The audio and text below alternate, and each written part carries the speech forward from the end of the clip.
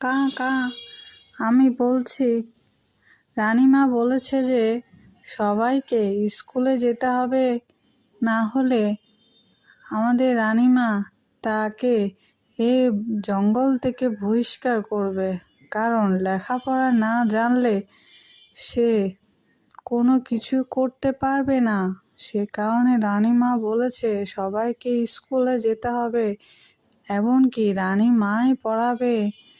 আর আর আমাদের পেঁচা মামাও পড়াবে অঙ্ক। সবাইকে স্কুলে যেতে বলেছে, আমি যাচ্ছি। আমি তোমাদের রানীমা, বুঝেছো?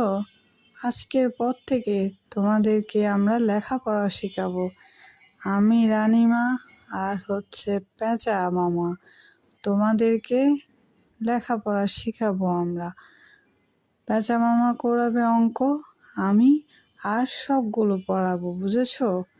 লেখাপড়া যদি নাই জানো তাহলে সচেতনতা বাড়বে না। এই যে জঙ্গলে এত বন্যা, এত আহাজারি, চুরি ডাকাতি হচ্ছে কেন?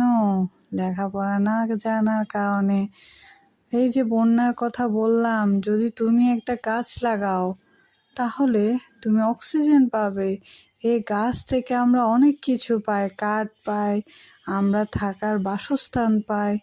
অতএব গাছ আমাদের সবচেয়ে বড় বন্ধু। আজকের পর থেকে তুমি যেখানে পাবে গাছ লাগাবে, আর তোমার মা বাবাকে বলবে বিনামূল্যে আমাদের স্কুলে চলে আসতে। ওদেরকেও লেখাপড়া শিখতে হবে।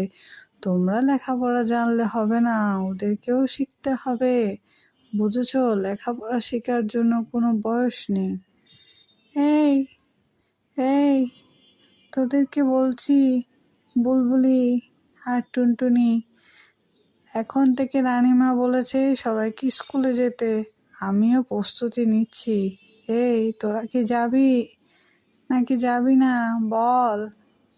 আমি বাবা স্কুলে যাব, কারণ স্কুলে নাই যদি যাই তাহলে শিখবো কি করে? স্কুল হচ্ছে শেখার জায়গা। আমি স্কুলে যাব। তোরা কি আমার সঙ্গে যাবি? হ্যাঁ হ্যাঁ, আমরাও যাব কালকে।